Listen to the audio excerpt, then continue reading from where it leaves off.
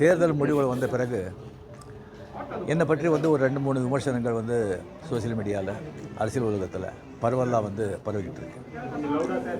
அதுக்கு வந்து நான் வந்து விடை கொடுக்கலன்னு சொன்னால் அதே வந்து உண்மையாயிடும் அப்படின்னு ஆகிடும். நான் வந்து நேற்று பெங்களூர் போகும்போது நீங்கள்லாம் இங்கே வந்திருப்பீங்க, ஏர்போர்ட்டில் யாரோ வந்திருப்பீங்க. அங்கே வந்து நீங்கள் கேள்வி கேட்பீங்க, அது விடை கொடுத்துலான்னு இருந்தேன். அப்போ நீங்கள் யாரும் அங்கே இல்லை. அதுக்கு அப்படியே பெங்களூர்லேருந்து திரும்பி வரும்போது கூட அங்கே மீடியா யாருமே இல்லை. அதுக்கப்புறம் 18th வந்து கேரளா வந்து ஷூட்டிங் இருந்தது சொல்லியிருந்தாங்க. அப்போ வந்து நான் விடை கொடுத்துடலாம் அப்படின்னு நினச்சேன். நீங்கள் அங்கே வரலன்னா கூட முதல்ல சொல்லிவிட்டு அங்கே வர சொல்லி விடை கொடுத்துடலாம்னு நினச்சேன். அது ஷூட்டிங் வந்து போஸ்ட்போன் ஆகிடுச்சு. ஸோ இங்கே ரொம்ப இன்னும் தள்ளக்கூடாது அப்படின்னு சொல்லி உங்களெல்லாம் நான் கூப்பிட்ருக்கேன். ஃபஸ்ட்டு வந்து தேர்தல் முடிவுகள் வந்த உடனே நான் வந்து ஸ்டாலின் சாரை போய் பார்த்தது. அது கொஞ்சம் விமர்சனங்கள் வந்தது. ஸ்டாலின் சார் அவர்களே என்னுடைய 38-40 ஆண்டு நண்பர். எங்களுடைய நட்பு கொள்கைகள் அரசியலுக்கு அப்பாற்பட்டது. ஜனநாயகத்தில் வந்து தோல்வி வெற்றி சகஜம். இருந்தாலும் ஸ்டாலின் அவர்கள் வந்து அந்த குளத்தூரில் வந்து தோற்றது எனக்கு கொஞ்சம் சங்கடமாக இருந்தது. அதுக்காக ஒரு நண்பனுங்கிற முறையில், நட்பு முறையில் அவரை போய் நான் பார்த்தேன். அதுக்கு வந்து நான் வந்து இங்கே விஜய் வந்து சிஎம் ஆகக்கூடாது, போருக்கு வரக்கூடாது, அதை தடுக்கிறதுக்கு வந்து ரஜினி அங்கே போயிருக்காங்க, வேறு ஏதோ 2 பெரிய பார்ட்டியை வந்து சேர்க்கணும்னு சொல்லி பேசுகிறாங்க அப்படின்னு சொல்லி விமர்சனங்கள் வெளியே வருது. அந்த சூழ்நிலையில் நான் அதெல்லாம் பேச முடியுமா? அப்படி பேசுகிற ஒரு தரங்கெட்ட ஆள் ரஜினிகாந்த் இல்லை. அது வந்து தெளிவுபடுத்துகிறேன். 2வது வந்து நான் அவர் வந்து வாழ்த்து சொல்லலை, ஏர்போர்ட் போகும்போது வாழ்த்து சொல்லலை. அவர் ஜெயித்த உடனே எக்ஸ் தளத்தில் வந்து என்னுடைய வாழ்த்துக்களை தான் வந்து அவருக்கு வந்து பதிவிட்டேன்.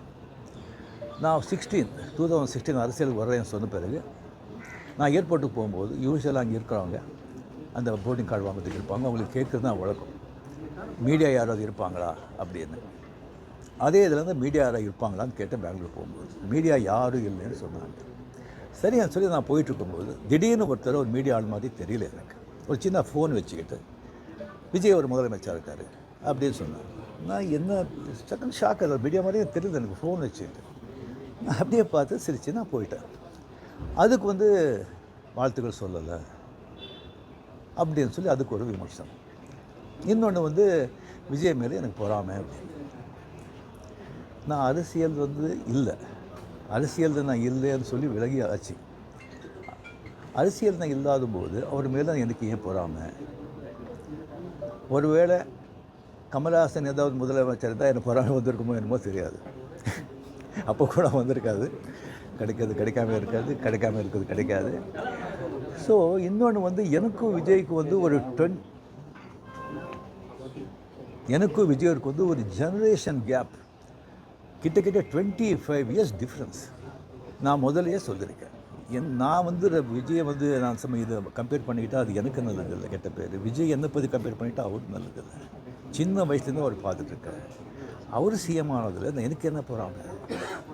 அது இவ்வளோ சின்ன வயசில் 52 வயசில் எம்ஜிஆர் என்டிஆர் சாதனை பண்ணுறதை விட அதை விட ஜாஸ்தி. கம்ப்ளீட்டாக சென்டர் பிஜேபி எவ்வளோ பெரிய பவர்ஃபுல் சென்டர். இங்கே 2 பெரிய கட்சிகளை எதிர்த்து தனி ஆளை வந்து ஜெயிச்சிருக்காங்க. அது நம்ம சினிமா இண்டஸ்ட்ரியிலேருந்து. எனக்கு அது பொறாமை இல்லை, ஒரு ஆச்சரியம் கலந்த ஒரு சந்தோஷம். அடே யார் அப்ரிஷியேஷன், சூப்பர். ஸோ அந்த பொறாமையும் இல்லை. விஜய் அவர்களுக்கு வந்து நிறைய எதிர்பார்ப்புகள் இருக்குது ஜனங்க மத்தியில். டெஃபினட்டாக அந்த எதிர்பார்ப்பெல்லாம் அவரை சந்தித்து மக்கள் நல்லது செய்வாங்கங்கிற நம்பிக்கை எனக்கு இருக்குது. அவருக்கு அதிக வாழ்த்துக்கள். ஓகே சார், திமுகவையும் அதிமுகவையும் நீங்கள் ஒரு பேச்சுவார்த்தை செய்து இணைந்து எடப்பாடியை முதலமைச்சராக முயற்சிகள் நீங்கள் எதுவும் செய்வீங்களா? சொல்லியாச்சு. வேற உங்கள் ரசிகர்கள் என்ன சொன்னாங்கன்னா, நீங்கள் கட்சி ஆரம்பித்தா நீங்கள் சிஎம் ஆகிருக்கலாம், கால சூழ்நிலை ஆகலன்னு ஒரு வருத்தப்படுறாங்க.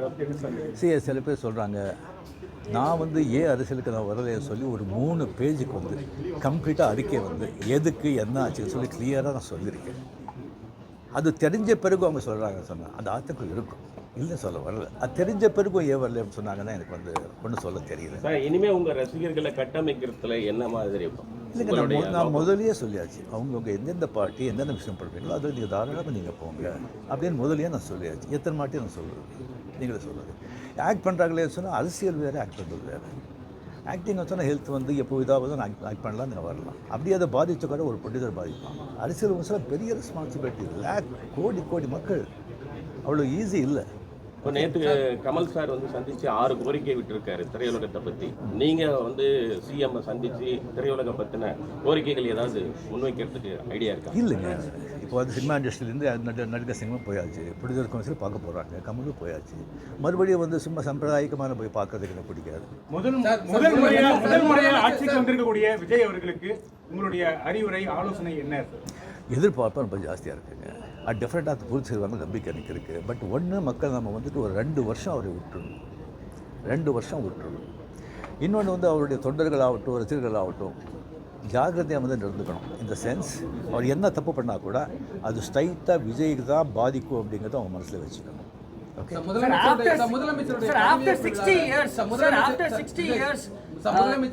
நான் திராவிடியன் பார்ட்டி வந்திருக்காங்க. ஒரு திராவிட கட்சி இல்லாத ஒரு கட்சி வந்து தமிழகத்தை ஆள்றாங்க. இது என்ன மாதிரியான இம்பாக்டை கிரியேட் பண்ணணும்? சரிங்க, ஒரு 60 ஆண்டுகள் பார்த்துட்டாங்க. ஒரு மாற்றம் தேவை.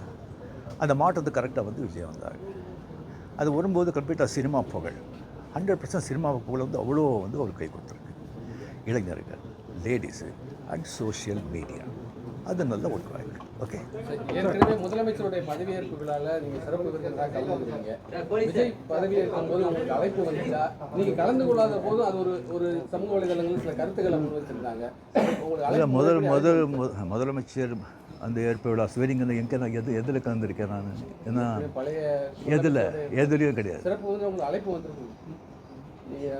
இன்னும் சிவலிங்கனே பண்ணலைங்க. அது அழைப்பு நான் வந்து 96 தான் கலைஞர் இருக்கும்போது, அவர் இருக்கும்போதே நான் வந்து அப்போ நான் போகல. 15 டேஸ்க்கு அப்புறம் நான் வெளியே போயிருந்தேன். 15 டேஸ்க்கு அப்புறம் வந்த பிறகு கலைஞர் சார் கேட்டார், உங்களை பார்க்கணும், நான் வரட்டா நீங்கள் வரீங்களா? ஐயோ நானே வரேன்னு சொல்லி அவர்கிட்ட போய் நான் வாழ்த்துக்க சொன்னேன்.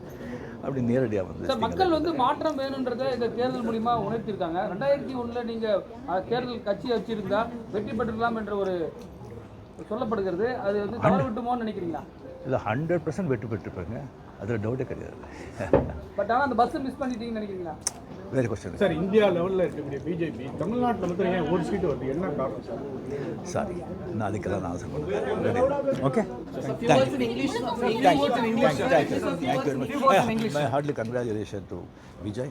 Definitely a lot of expectation is there from people. Definitely, I hope, I wish he will fulfill that. Thank you.